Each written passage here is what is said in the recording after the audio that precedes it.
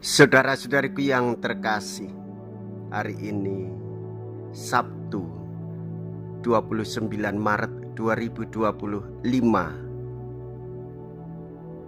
Saya Romo Siga dari Paroki Santo Yusuf, Surabaya. Dalam nama Bapa dan Putra dan Roh Kudus, amin. Kita memasuki masa Prapaskah.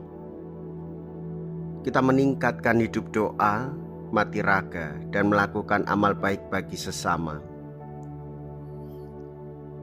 Sering kita mendengarkan bahwa melakukan sesuatu untuk memperoleh surga, tanpa disadari mulailah dihitung-hitung prestasinya, doanya, amal baiknya, misalnya, ziarahnya, seolah-olah mengalahkan yang lain. Namun hari ini kita mendengar, aku menghendaki kebajikan bukan kurban, dan cinta kasih Allah melebihi kurban bakaran. Pengabdian yang benar ialah dengan rendah hati dan tangan kosong menghadap Tuhan. Pemungut cukai ini pulang ke rumahnya sebagai orang yang dibenarkan Allah.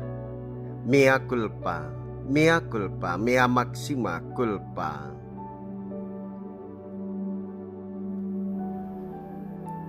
Marilah kita berdoa. Allah Bapa sumber belas kasih, dengan gembira kami merayakan masa tobat tahunan ini. Kami mempersiapkan diri untuk mengenangkan wafat dan kebangkitan Kristus. Semoga misteri Paskah itu sungguh berpengaruh di dalam hidup kami. Dengan pengantaraan Yesus Kristus Putra-Mu Tuhan kami, yang hidup dan berkuasa, bersama dengan Dikau dalam persatuan Roh Kudus Allah sepanjang segala masa. Amin.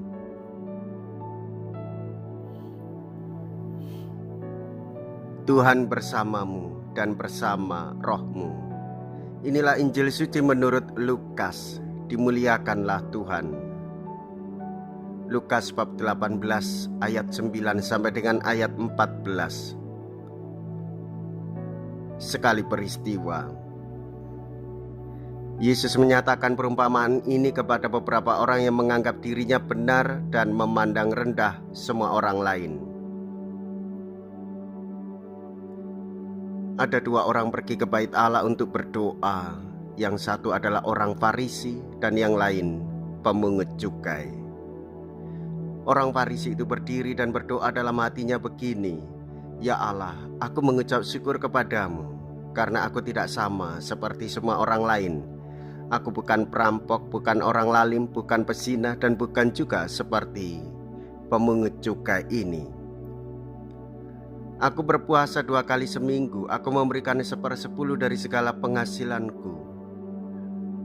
Tetapi pemungut cukai itu berdiri jauh-jauh, bahkan ia tidak berani menengadah ke langit, melainkan ia memukul diri dan berkata, "Ya Allah, kasihanilah aku orang berdosa ini."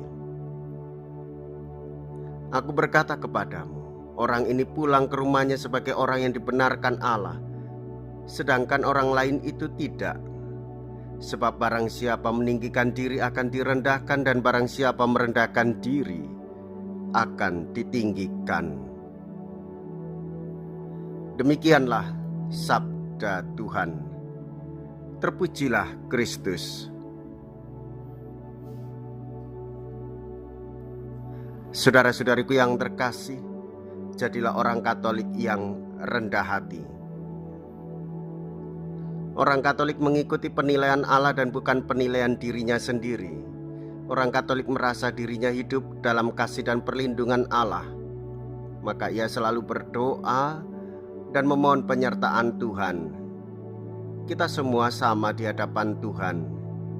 Kita ini orang-orang berdosa. Kita perlu bertobat supaya mendapatkan pengampunan dari Tuhan Yesus Kristus. Orang yang menilai dirinya benar dan memandang rendah semua orang lain akan direndahkan Allah. Tetapi orang yang merendahkan diri di hadapan Allah, mengakui dosa-dosanya, dialah yang akhirnya ditinggikan oleh Allahnya. Orang Katolik harus berani rendah hati di hadapan Tuhan Yesus. Tuhan Yesus tidak mencari kesombongan atau pembenaran diri. Yesus menghargai hati yang jujur, penuh penyesalan, dan bersedia menerima kasih karunia-Nya. Saudara, kita dipanggil untuk hidup dengan sikap rendah hati, mengakui bahwa kita semua membutuhkan kasih dan pengampunan Tuhan. Jikalau kita berani hidup menderita dalam Yesus, maka kita pun akan dipermuliakan di dalam Kristus. Terpujilah nama Yesus, Bunda Maria, dan Santo Yosef untuk selama-lamanya. Marilah kita berdoa. Allah Bapa yang Maha Rahim, kami Kau limpahi terus-menerus kurnia-Mu. Semoga anugerah-Mu kami hargai dengan pengabdian tulus ikhlas, dan selalu kami terima dengan hati yang terbuka. Dengan pengantaraan Yesus Kristus, Tuhan kami yang hidup dan berkuasa sepanjang segala masa. Amin. Tuhan beserta kita, sekarang dan selama-lamanya. Semoga Allah yang Maha Kuasa memberkati saudara sekalian, Bapa dan Putra dan Roh Kudus. Amin. Saudara-saudariku yang terkasih, pergilah, ibadah sabda sudah selesai. Syukur kepada Allah.